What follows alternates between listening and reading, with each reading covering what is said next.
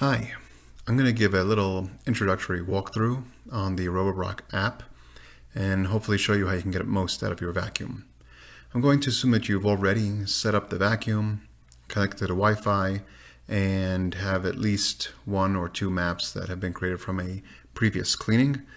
The version of the app that I'm running is 2.3.1 and it's running on Android. At this time I have a single Roborock S4, but I'm planning on purchasing a second Roborock in the near future. I'm going to start by tapping on the vacuum. And this is my map. It's a bit unusual in that it's my basement, so you don't see as many rooms as you might normally would. And just to go over from the left to the right, I kind of have a small auto-generated room on the bottom left in orange. There's another room that I manually created in light blue that's kind of in the middle.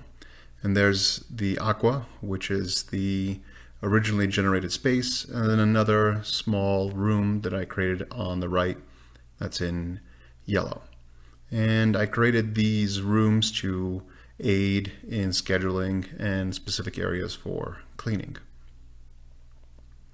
I'd like to start by tapping on the three dots up here, tapping on vacuum settings, and I'd like to make sure everyone has map saving enabled. This should probably be enabled by default, but it's not, probably because it's in beta. But the truth is it's been in beta for long enough that the designation should probably be removed. I'd also like to scroll down to the bottom where it says unit of area. This is something that was updated recently. If you tap on it, you can see you can now choose feet, where previously you only had the option of meters. So some people might find it more handy to have feet instead. Going back to the main map, and I'll tap back again, I'm going to tap on map management. And I'm going to review rooms and no-go zones. For right now, go ahead and tap on Edit Room, and I will tap OK to this. And basically, you're going to use this screen to merge existing rooms or divide existing rooms. In this example, I'm going to tap on Divide and tap on the room I'd like to divide. And it gives you a line, and you can just move this line to wherever you want to create a division. I will go ahead and move it here, and then tap on the check mark.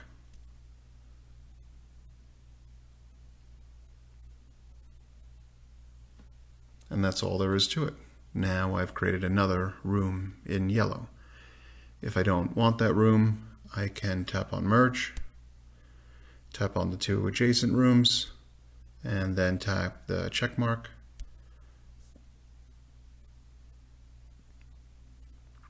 And that room goes away. So that's all that's really required for merging and dividing rooms. I will tap on Back and go back to Map Management by tapping on it.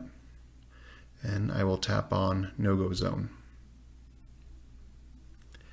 As you can see here, I have a bunch of little circles on this map. That's because there's a table and chairs there, and when I'm consistent, I remove the chairs so that the robot can clean up underneath the table.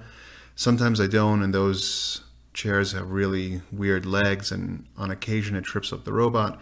So if I want to be more lazy, I can tap on No-Go Zone, and we will actually just put a little zone right on top of that. And I will adjust the size of this.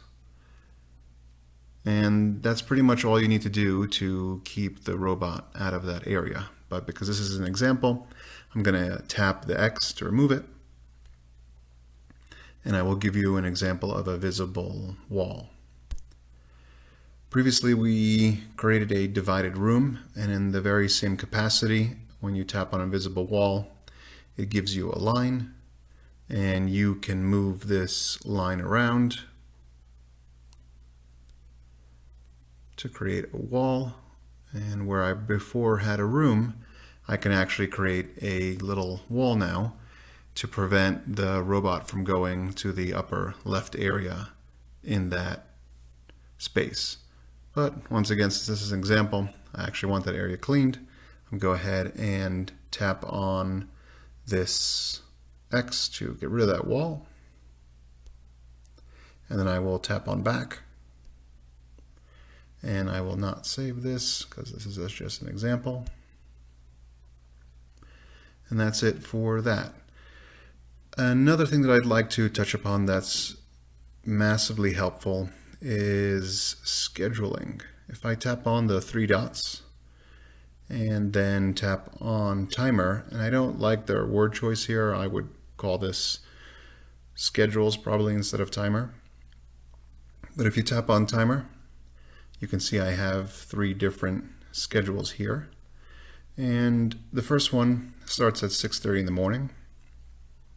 And if I tap on it, you can see that it runs almost every day of the week. The cleaning mode, which is the suction power, is set to balanced. And if you can see on the bottom, I have it scheduled to clean just a single room. The word choice that they use here is also poor. They have it listed as select a room to divide, but I would just probably rename that to say select rooms. And if I tap the back button and go to my next scheduled item, you can see at 4:30 in the afternoon, I have it running every day. And once again, the cleaning mode is also unbalanced.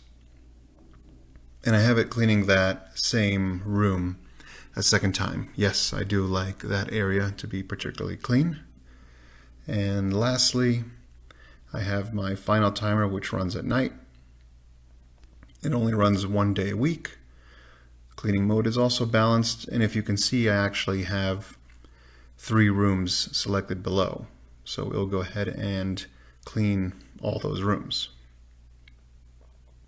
I'll go ahead and tap on back, and back again, and back one more time to go back to the main map. And if I just wanted to clean a single room, instead of having run on a schedule, I can tap on room, select the rooms I want to clean. In this case, I'll do the orange room and the yellow room, and then just tap on clean. And once I do that, the robot will go to those specific areas, clean those, and then go right back to the dock. So that's pretty much it.